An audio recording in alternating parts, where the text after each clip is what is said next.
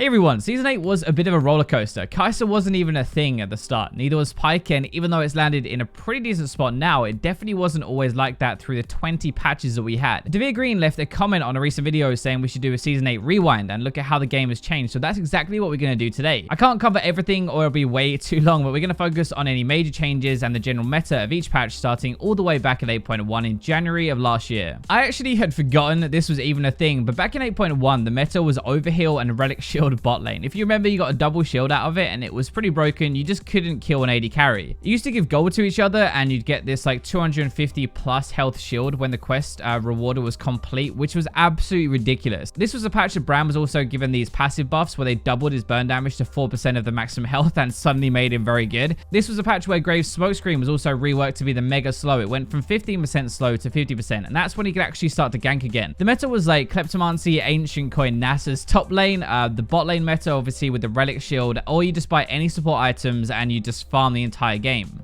In 8.2, the biggest change was actually the targeted spells drawing aggro the same as basic attacks. So like Vlad, Annie, I remember Pantheon as well, they all took really big hits because they started to take aggro from minions when they wanted to harass. Sightstones were also removed from the game completely, and Nunu's W was giving 40% AP on both targets. So that's when we had a lot of Azira Nunu running around. Kleptomancy was also nerfed. It came into Season 8 at a ridiculous level, but in terms of meta, we had like Camille was still a top laner, for example. The high elo meta was just Azir and Ryze all the time. Ardent Sensor meta kind of started again because Sightstone was removed, so you could get this faster sensor again, and it was just a massive power spike. Rageblade was OP and everybody had a stopwatch. So in 8.3, we had our first champion update. We had Swain. This was the first one of Season 8. This was where he became the big Birdman, and he was actually really weak at the time. We also had some huge Cogmore nerfs. His W dealt 2% less maximum health, but that was actually losing 6% damage with Rageblade every 2, and he went from the best AD to the worst. This was also the patch where Ryze had the stopwatch change, so it didn't work with his ultimate, and he couldn't just escape for free all the time, which was making him really good, especially in pro play. Tristana was pretty overpowered at the time. Rageblade and Wit's End was a really good 2-item spike. It was why Varus was pretty good, and we had this like massive tank and engaged jungle meta, and Shyvana was actually pretty busted. 8.4 was our first really big patch of the season though. We had our major item update, so Lost Chapter was added into Ludens, Hextech, Archangels, all of that was reworked. Morello was reworked, Leandries was changed as well, Spellbinder and Twin Shadows were added to the game for the first time. The Baron buff you got was actually buffed as well, and this is when people would run Banner of Command and Baron to auto win a game basically. It was really depressing. They also removed Tracker's Knife, the green upgrade instead of the red and blue one that gave wards. Rengar's Q was reverted back to what it is now, where it was instant cast instead of that like weird double thing. This is where Kalista was kind of killed as well. Her range was lowered and her E-mana refund scaled with ranks instead of how it used to be. Volibear was actually viable in 8.4 as well. His E was slightly knocking back enemies. That was introduced in this patch with a bunch of other buffs as well. So in 8.5, we actually had the Kai'Sa release, and she was even buffed mid-patch because she was so bad when she was released. Nocturne was actually pretty bad at the time, but he was buffed. His ultimate duration was up to 6 seconds from 4, and I remember this was a really big thing, and suddenly everybody started to play him. We had the Swain buffs that made him overpowered. His Q cooldown was changed. He had a bigger W, and his ultimate passed through champions, so he could go into a fight and blow everybody up. It was just the Swain show in every single lane. There were also Zoe buffs to her Q one-shot, more base damage and used 40% more AP, and this is where she started to become a bit of a problem. Cinderholt was nerfed, and we started to see a lot of Darius. Even though he's like really common now, he actually wasn't before 8.5, but it really was still focused around a lot of Rageblade AD carries. Now in 8.6, Conqueror was added to the game for the first time, the new Keystone, and also Chrysalis, the rune, which we actually don't have anymore because it was removed, and Shurelias were added. Rageblade was reworked to give percentage AP and AD instead of flat, which was actually a really big change for a lot of different champions. There were huge Kai'Sa buffs within this patch, and also at the time, we were building the old Essence Reaver first, by the way, into Runins. That was the go-to build. There were big Dustblade nerfs here and buffs to a load of users as well, but the biggest one really was the Shaco next basic attack, giving the huge stab damage that made him overpowered and suddenly could one-shot people out of nowhere. Ignite was buffed in this patch, and heal was nerfed as well, which was a bit of an issue for AD carries, and people actually discovered that you could run a Conqueror on Draven and Darius, and those two were really, really strong. In 8.7 though, we had the Irelia update. So this is when the new version of Irelia came in and pretty much banned ever since 8.7, and what we're like 15 patches later. Lux's ultimate cooldown was also buffed, and it triggered on people that died soon after. And this is where the cooldown refund really came in, and Lux became really good. Zed was buffed and Ninja Tabbies were nerfed in the same patch. So as you can imagine, Zed became insanely good, and so did Shaco from the previous buff. Mana Flow Ban and Presence of Mind were reworked into what they are today. If you remember, Mana Flow Ban before just used to have like your bar would change a little bit of color, and then it would give some mana back the next time you used a spell. Minion gold was also changed in 8.7, so cannons were worth way more, and ever since I've been pretty sad because I never hit cannons. Games were getting quicker at this point. We were in an assassin meta in 8.7. Kai'Sa was completely overpowered because we discovered this Death's Dance build with the Doran's Ring start, and it just made her so good.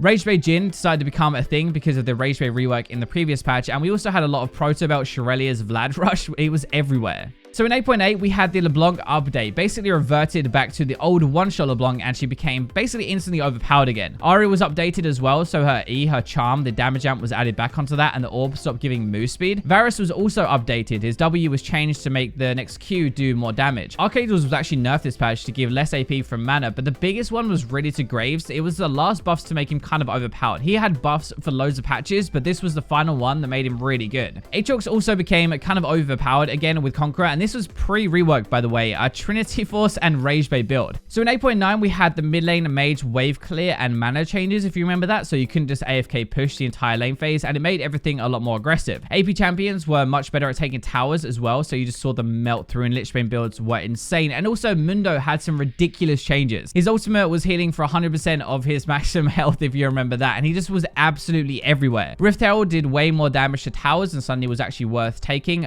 We had the double tier Ezreal build for the first time, Fiddlesticks support for the first time really as well, and Lux became really good again with the constant buffs. That was the major thing this patch. So in 8.10, we had the jungle update. Rift Scuttler was worth insane amounts of gold and experience, and all the other camps were worth less experience. This was when literally everybody would fight over crabs and basically nothing else. And also Zoe went back to overpowered again, and that was with a Lich Bane build. Xin Zhao became really popular again and really strong, pretty much for the first time in Season 8, and also Emax Soraka was a thing, if you remember that. It was absolutely gross. This was also the patch that Irelia mid started to become a thing. Like, this is where it became over in Korea and then moved over into other servers as well. In 8.11, we had Pyke release, and we also had the AD carry update in the same patch as well. So the first thing with the AD carry update was base stats were all nerfed early game. We also had the crit item changes, so Stormrazor was added to the game for the first time, Infinity Edge was reworked, Essence Reaver was reworked, also Fleet Footwork was nerfed as well, and Baron damage was nerfed, so it was 10 times easier to take it now. If you remember as well, I actually forgot this, but Kha'Zix Stealth while in bushes was removed. Remember before you could like run between the entire jungle and you never see him? Well, that was taken out. And Jungle Talia was born. They removed the reduced damage from her Q, and suddenly everybody started to play that. But Lucian, Misfortune, Draven all became massively overpowered after the item changes. In 8.12, we had a lot of shield nerfs to like Janna shield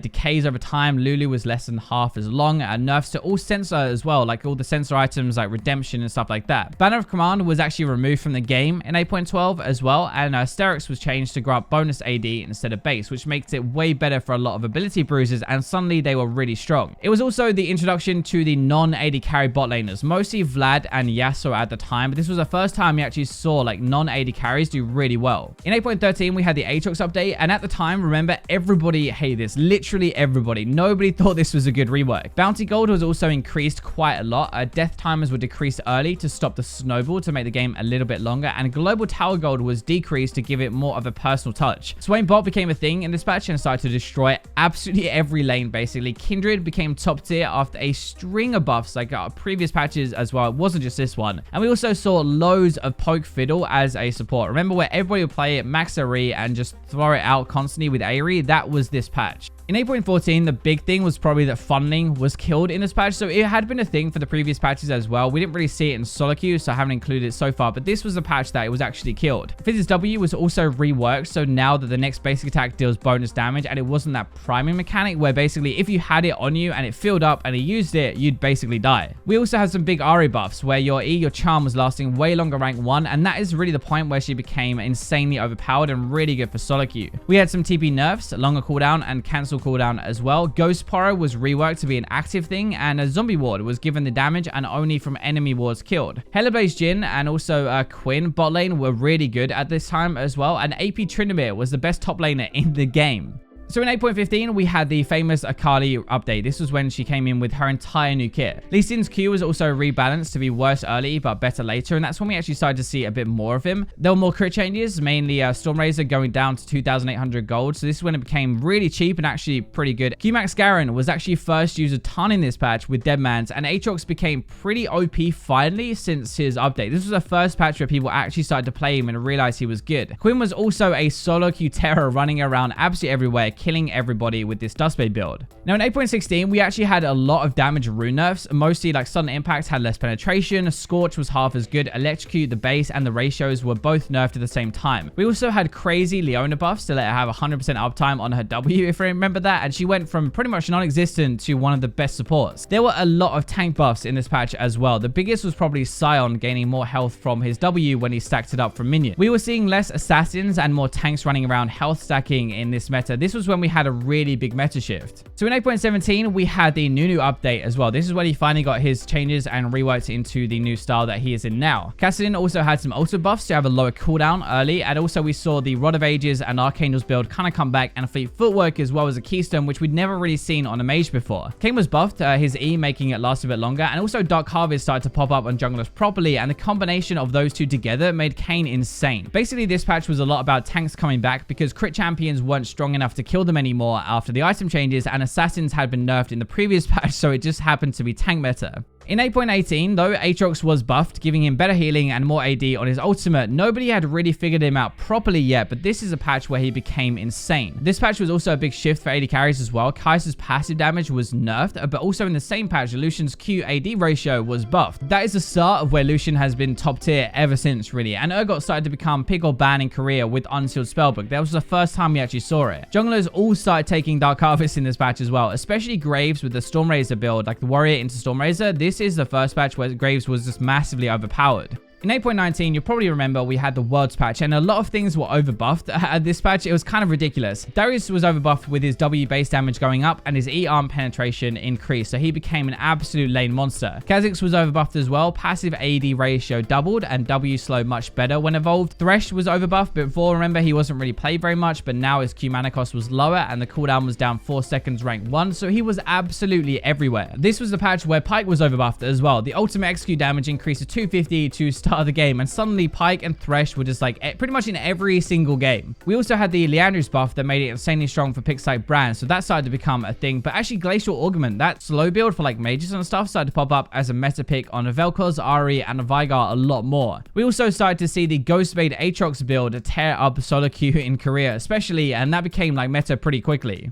In 8.20, we had the Ezreal update finally with his new W and a few other tweaks as well, but the notorious Graves 3 AD nerf to his base stats. Halo Blades also had a kind of big change as well, just for Jhin though. With his first shot, it wasn't going to work with that anymore, kind of removing it as a keystone choice, and most people just went back to Fleet Footwork. Top lane tank Victor with Kleptomancy and Qmax jumped up out of nowhere and suddenly became pretty much the best pick actually top lane from absolutely the bottom. Aftershock Lissandra also became a thing in 8.20, and that's pretty much stuck around the entire time since. So that was the last patch of Season 8. After that, we were off into the preseason. I'd honestly forgotten a lot of this stuff had even happened during the season. It's crazy how much the game has changed. If you enjoyed, please throw the video a like. It does help me out, but this took me a lot longer to research than a normal video going back through an entire season. Before I let you go today, I want to show you probably the sickest laptop promo video I've ever seen for the GE73 Raider. I know that sounds very strange, but bear with me. This is one of the laptops that I got to test and talk about up in Manchester with MSI. It's an absolute beast. It has an NVIDIA GeForce GTX 1060 graphics card, an Intel Coffee Lake i7-8750H, and the GTX 1060 is going to give you great frame rates on ultra settings on the latest games. It can even handle VR as well if you wanted to do that, but paired with the i7, this laptop lets you stream, game, edit, whatever you want to do on that crisp 120Hz screen. The lighting customization as well that you have on there is just like next level. It's so good. But thanks again to MSI for letting me use this and inviting me to create a few videos with them, and a link to the GE73 is down below. Thank you for watching though, I massively appreciate it, and for now I'll leave you with the robots.